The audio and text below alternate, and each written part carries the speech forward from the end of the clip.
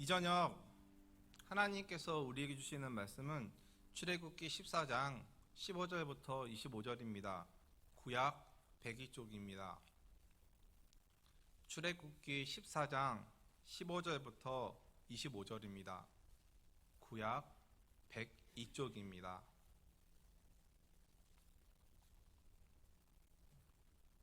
출애굽기 14장 15절부터 25절 말씀을 함께 읽도록 하겠습니다. 여호와께서 모세에게 이르시되 너는 어찌하여 내게 부르짖느냐?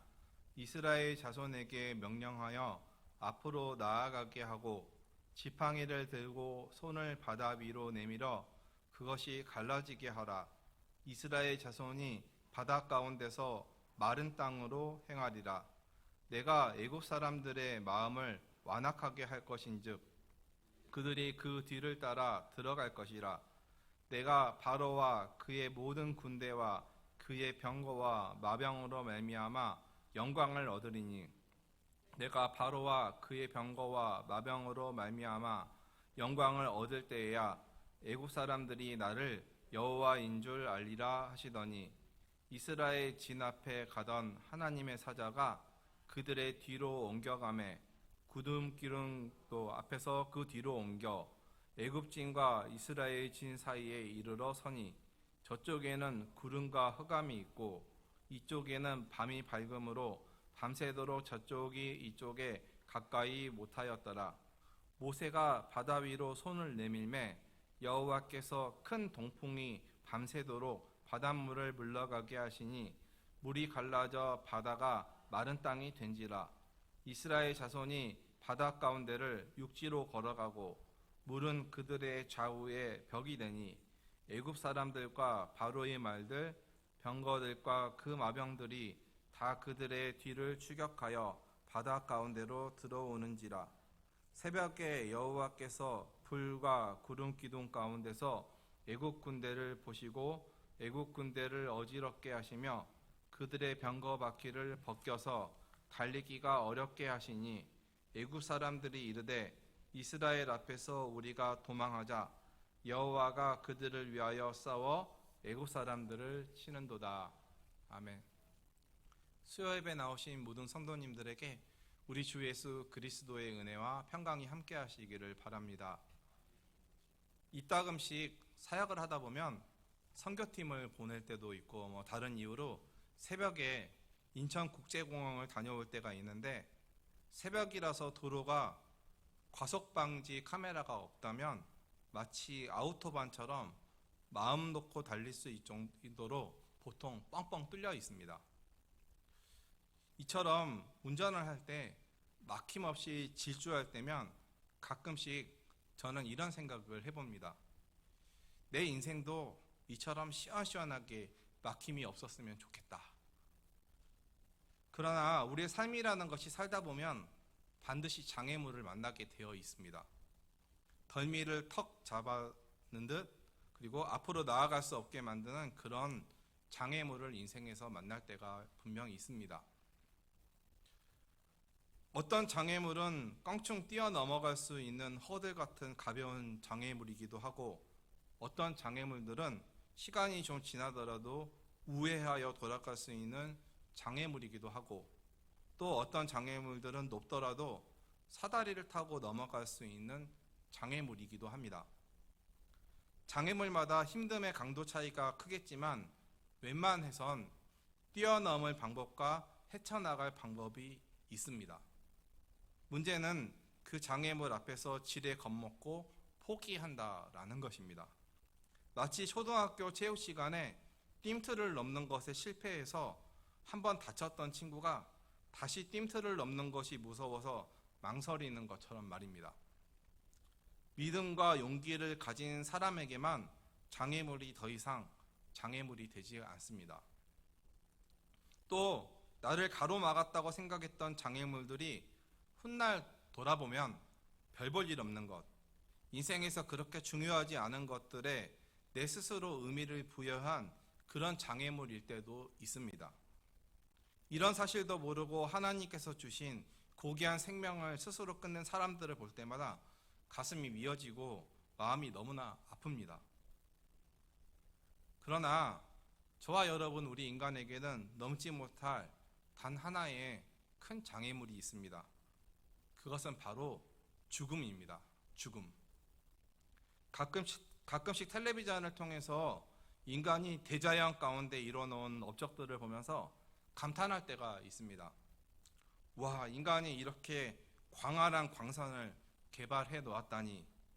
모든 사람들을 압도할 만큼의 크고 넓은 광산이었는데 개발해 놓은 광산 언저리에 수십 대의 화물차가 부지런히 움직이는 모습을 보면서 인간이 개척할 수 있는 범위는 대단히 넓다라는 생각을 해본 적이 있습니다. 이집트에 갔을 때 매우 가파른 돌산의 돌 위에 조각 그림을 파놓은 인간을 보면서 대단하다라는 생각을 해본 적도 있습니다. 그런데 가만히 생각해보면 인간이 대자연 속에 이뤄놓은 그 대단한 업적들에 놀랍긴 하지만 그래도 하나님께서 창조하신 대자연 앞에서 그것들조차 우스운 낙서밖에 안 되겠다라는 생각도 해봤습니다. 무엇보다도 우리 인간이 뛰어넘을 수 없는 것은 바로 앞서 말했듯이 죽음입니다. 그 어떤 업적을 남겨놓았든 우리는 유한한 생명을 가진 존재라는 사실입니다. 죽음 앞에서 우리가 할 수 있는 것은 아무것도 없습니다. 의술로도 살릴 수 없는 죽음 앞에서 우리가 할 수 있는 것은 아무것도 없습니다. 이 말은 인간의 생명은 하나님께 달려있다라는 뜻입니다. 이 말은 인간의 구원은 우리 인간에게 있는 것이 아니라 오직 하나님께 있다라는 말이기도 합니다. 하나님의 말씀을 떠나 인간이 덕을 쌓아야 구원을 받을 수 있다며 면죄부 판매로 타락한 카톨릭을 하나님 말씀대로 회복시키고 종교개혁을 했던 사람 중에 루터의 맞은편에 큰 역할을 했던 츠빙글리라는 목회자, 신학자, 종교개혁자가 있습니다. 이 츠빙글리 목사님이 종교개혁을 하면서 목회를 하다가 목회하고 있는 도시 인구의 4분의 1이 흑사병, 전염병으로 한 해 동안 죽어버렸습니다. 그때 이 츠빙글리 목사님도 흑사병에 걸려서 죽을 뻔하였습니다. 훗날 살아났을 때 그는 다음과 같은 신앙 고백을 남겼습니다. 제가 한번 읽어드리겠습니다. 오 주님, 나를 도우소서. 이 공경으로부터 죽음이 문 두드리는 소리. 그리스도여, 나를 위해 일어나소서. 당신은 죽음을 정복했나이다. 당신께 간구하나오니 당신의 뜻이라면 나를 상하게 하는 이 가시를 제하여 주소서. 아, 나에게 한 시간이라도 안식과 평안을 허락하소서. 그러나 당신의 음성이 내 생애의 한낮인 지금이라도 내 영혼을 부르신다면 나는 순종하겠나이다. 당신이 무엇을 원하든지 아무것도 부족하지 않나이다. 나는 당신의 것입니다. 조성하시든지 부수시든지. 이 신앙 고백은 생명과 죽음은 하나님께 달려있고 하나님의 그 주권을 그 어떤 상황에서도 인정하겠다라는 의미입니다. 하나님께서 나를 지으신 분이시기에 나를 조성하시든지 부수시든지 전적으로 나의 생명은 하나님의 것이다 라는 신앙 고백입니다. 사랑하는 여러분, 그렇다면 저와 여러분의 생명과 구원은 누구에게 있습니까? 나의 노력으로 있는 것입니까? 지금 내가 숨쉬고 있는 이 생명이 나의 노력으로 계속 유지될 수 있는 것입니까? 죽음이라는 절박한 큰 장애물이 우리 앞에 놓여 있다면 우리가 할 수 있는 것이 무엇이 있습니까? 오늘 본문 말씀을 보겠습니다. 하나님께서 택하신 민족, 소명 공동체인 이스라엘은 하나님의 은혜로 이집트, 애굽에서 탈출합니다. 노예살이하는 이스라엘 민족의 부르짖는 기도를 들으시고 모세를 세우사 단련시키시고 인도하셔서 지지난주에 말씀 나눴던 것처럼 10가지 재앙을 통해서 자기 백성을 애굽 노예 생활에서 해방시켜 주시고 유월절을 통해 그날의 은혜를 기억하게 하신 그 하나님께서 오늘 말씀을 보면 이스라엘 민족에게 아주 큰 넘지 못할 장애물을 만나게 하십니다. 우리가 이 말씀을 유심히 봐야 할 것은 이스라엘 민족이 출애굽 과정에서 우연히 길을 가다가 출애굽하다가 우연히 홍해라는 거대한 장애물을 만난 것이 아니라 하나님께서 넘지 못할 장애물로 이 홍해 앞으로 하나님께서 직접 인도하셨다라는 사실입니다. 오늘 본문이 적혀 있는 14장에서 1절부터 3절을 보면 하나님께서 모세에게 이렇게 말씀하십니다. 여호와께서 모세에게 말씀하여 이르시되 이스라엘 자손에게 명령하여 돌이켜 바다와 믹돌 사이의 비하이롯 앞 곧 바하스본 맞은편 바닷가에 장막을 치게 하라. 바로가 이스라엘 자손에 대하여 말하기를 그들이 그 땅에서 멀리 떠나 광야에 갇힌 바 되었다 하리라. 즉 다른 루트로 이스라엘 민족이 출애굽을 원활하게 할 수 있음에도 그들이 한 것이 아니라 하나님께서 바닷가에 장막을 치도록 이스라엘 민족이 꼼짝도 못하도록 하나님께서 직접 명령하셨고 이것을 바로가 보고 이스라엘 민족이 광야에 갇힌 바 되었다라고 생각하고 하나님께서 바로의 마음을 완악하게 하셔서 추격할 수 있었다라는 것입니다. 즉 홍해문은 이스라엘 민족이 가다 만난 것이 아니라 하나님께서 이스라엘 백성들 앞에 직접 놓으신 장애물이라는 것입니다.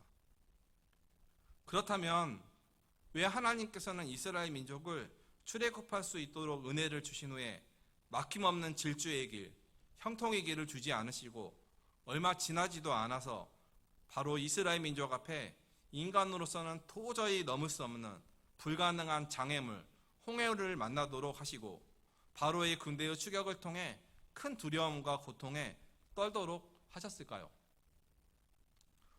홍해로 지금 추정되는 곳은 정확하게 홍해인지는 알 수 없지만 추정되는 곳은 수심이 최대 2000m가 되는 곳이고 이스라엘 민족이 건넜을 것으로 추정되는 스웨즈만은 수심이 200m가 되는 곳입니다. 거대하고 깊은 바다입니다. 홍해에 직접 가서 바다를 딱 보는 순간 인간의 상식으로는 도저히 어떻게 해볼 수 없는 거대한 바다라는 것을 보고 즉시 깨닫게 되고 이 말은 뭐냐면 곧 나에게 죽음이라는 뜻입니다. 인간으로서 도저히 넘을 수 없는 막다른 코너에 이스라엘 민족이 몰려 있습니다.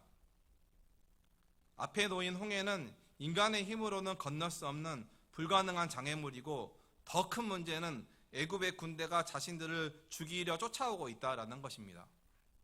즉 이제 죽을 수밖에 없는 운명입니다. 칼을 휘두를 때보다 칼을 빼내려고 할 때가 더 무섭다라는 말이 있듯이 이제 죽을 수밖에 없는 상황에서 이스라엘 민족은 공포와 두려움의 극한을 체험하게 됩니다. 곧 있으면 선발된 애굽의 병거 600대와 수많은 병거들이 몰려와서 죽음을 맞이하게 될 것입니다. 10절 말씀을 보면 이스라엘 자손이 심히 두려워 여호와께 부르짖었다라고 기록하고 있습니다. 그리고 이 공포 속에서 이스라엘 백성은 오늘 14장에 있는 11절과 12절 말씀을 보면 모세에게 이렇게 불평하기 시작합니다.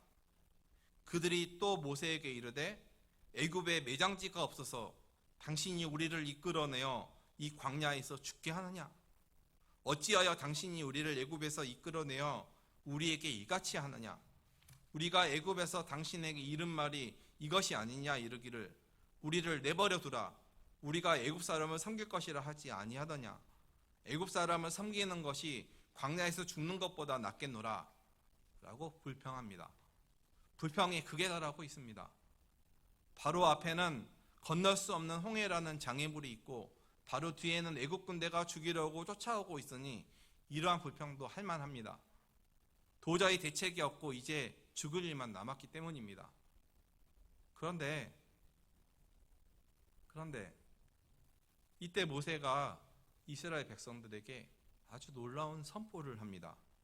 오늘 본문 바로 앞절인 13절과 14절입니다. 제가 한번 읽어보겠습니다. 모세가 백성에게 이르되 너희는 두려워하지 말고 가만히 서서 여호와께서 오늘 너희를 위하여 행하시는 구원을 보라. 너희가 오늘 본 애굽 사람을 영원히 다시 보지 아니하리라. 여호와께서 너희를 위하여 싸우시리니 너희는 가만히 있을지니라 라고 말합니다. 죽음이 코앞에 있는데 아무것도 하지 말라고 가만히 서서 있으라는 것입니다. 너희가 할 것이 아무것도 없다라는 것입니다. 왜냐하면 하나님께서 구원하여 주실 것이기 때문입니다. 하나님께서 이스라엘 백성을 위하여 싸우실 테니까 너희는 아무것도 하지 말고 그저 가만히 있으라는 것입니다. 모세가 이렇게 놀라운 믿음의 선포를 할 수 있었던 것은 앞서 홍해라는 장애물 앞에 진을 치라고 명령하신 분이 바로 하나님이시기 때문에 이 또한 이 문제를 하나님께서 해결해 주실 것이다 라는 믿음이 있었던 것이 아닐까 추측해 봅니다. 본문에 적혀 있진 않지만 확실한 것은 절체절명의 이 순간에도 모세에게는 하나님께서 이스라엘 백성을 위해 싸우고 구원하여 주실 것이라는 확실한 믿음이 있었다라는 사실입니다. 그 다음 절에 하나님께서 모세에게 명령하십니다. 오늘 본문 15절입니다. 여호와께서 모세에게 이르시되 너는 어찌하여 내게 부르짖느냐? 이스라엘 자손에게 명령하여 앞으로 나아가게 하고. 도저히 우리 인간의 상식으로는 말이 되지 않는 명령입니다. 내 앞에 놓여있는 거대한 장애물, 절대로 넘을 수 없을 것 같은 죽음의 장벽, 내 앞에 놓인 현실 앞에 기도하기만 하지 말고 하나님께서 말씀하셨으니까 앞으로 나아가라는 그런 명령입니다.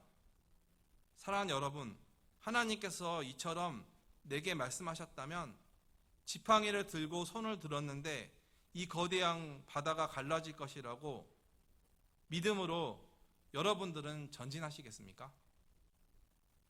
그런데 모세가 지팡이를 들고 손을 내밀었을 때 그 죽음의 장벽, 그 깊고 깊은 홍해가 갈라집니다. 우리가 여기서 주목해서 봐야 할 것은 모세가 지팡이를 들고 손을 내밀었을 때 홍해가 단번에 쫙 갈라진 것이 아니다 라는 사실입니다. 21절 말씀을 우리 함께 읽어보겠습니다. 21절입니다. 모세가 바다 위로 손을 내밀매 여호와께서 큰 동풍이 밤새도록 바닷물을 물러가게 하시니 물이 갈라져 바다가 마른 땅이 된지라. 모세가 손을 내밀었을 때 큰 동풍이 밤새도록 바닷물을 물러가게 했다라는 기록으로 봐서는 홍해가 갈라지는 장면이 일시적인 것이 아닌 밤새 지속적으로 일어난 광경임을 우리는 알 수가 있습니다. 19절 말씀을 보면 하나님의 사자가 이스라엘 진 뒤로 온 김에 구름 기둥도 앞에서 뒤로 옮겨서 애굽진과 이스라엘 진의 섬으로 인하여 애굽 병사들 쪽에는 구름과 흑암이 있고 이스라엘 쪽에는 밤이 밝음으로 애굽 병사가 이스라엘 진영으로 못 오게 하는 동안 밤새도록 홍해가 갈라졌던 것입니다. 사랑하는 여러분, 우리 인간의 경험이라는 것이 정말 우습습니다. 인간은 경험을 통해서만 믿으려 하기 때문입니다. 바다가 갈라지는 것이 말이 되냐?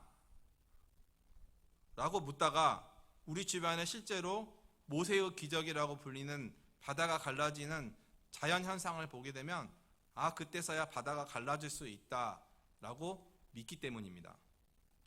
보지 않고는 믿지 않으려고 하는 경향이 우리 인간에게는 있습니다. 그리고 그것을 과학적으로 설명할 수 있어야만 믿으려고 합니다. 제가 대학교 2학년 때 부전공인 신문방송학과 수업을 들으면서 포토저널리즘 수업을 들으면서 과제를 하기 위해서 사진을 찍으러 제부도에 간 적이 있습니다. 그때가 바다가 갈라진 그 마른 땅을 차로 건너면서 태어나서 처음 경험하는 것이기에 개인적으로 너무나 신기했습니다.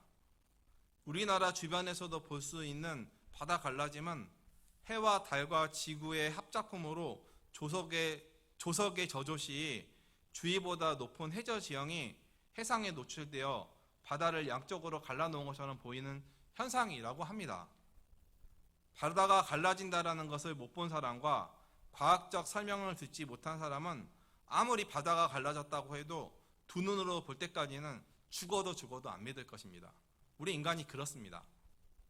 놀라운 것은 홍해는 그 당시 어떤 지형이었는지는 모르겠지만 앞서 설명한 지형은 아니라고 합니다. 그렇지만 하나님의 전능하신 손길이 개입한 그런 갈라짐이었습니다. 그러나 그것이 어떠한 조건이든 아니든 어떠한 방법으로 갈라졌든 중요한 것은 그 하나님께서 천지를 창조하신 분이고 모든 만물을 주관하시는 분이시다라는 사실입니다. 전지전능하신 하나님께서 큰 동풍을 일으켜 인류 역사상 한 번 있을 인간의 이성과 지성으로 헤아리지 못할 홍해를 갈라놓으셨다는 사실입니다. 따라서 보지 않아도 설명되지 않아도 하나님께서 이 천지 만물을 지으신 전능하신 분이심을 우리가 고백한다면 이것은 우리 모두에게 고백될 역사의 산 현장이 되는 것입니다. 그렇다면 하나님께서 왜 홍해를 이스라엘 민족 앞에 두셨고 그것을 가르치는 인류 역사상 가장 큰 스케일로 보이는 큰 구원의 역사를 보여주시고 그 가운데 우리 인간은 가만히 있게 하셨고 왜 마른 땅을 걸어가게 하셨을까요? 그것은 하나님께서 택하신 백성 이스라엘 백성뿐만 아니라 즉 하나님의 부르심을 받은 여기 있는 저와 여러분 우리 모두에게 하나님께만 생명과 구원이 있음을 알게 하시기 위함이었습니다. 애굽의 헛된 모든 우상들과 바로와 같은 세상 권력에 구원이 있는 것이 아니라 여호와 하나님께 있음을 알게 하시기 위해서였으며 죽음의 벽을 가르고 생명의 길을 여실 수 있는 분이 하나님이심을 모든 사람들에게 알게 하시기 위해서였습니다. 사랑하는 여러분, 우리의 생명은 하나님께 있습니다. 우리가 구원을 받기 위해 할 수 있는 것은 그 어떤 것도 없습니다. 우리의 생명은 전적으로 하나님의 것이고 우리의 구원은 전적으로 하나님의 은혜임을 홍해를 통해서 말씀하여 주십니다. 이스라엘 백성이 비무장 상태에서 애국과 싸운다고 승리하는 것이 아닙니다. 이스라엘 백성이 바다를 건널 수 있는 것도 아닙니다. 이스라엘 백성이 할 수 있는 것은 아무것도 없습니다. 그들이 할 수 있는 것은 하나님께서 애굽에서 구원하여 지금까지 인도하셨으니까 우리를 구원하신 하나님께서 그들과 싸울 것이라고 믿고 그저 가만히 서서 있는 것 밖에 없었습니다.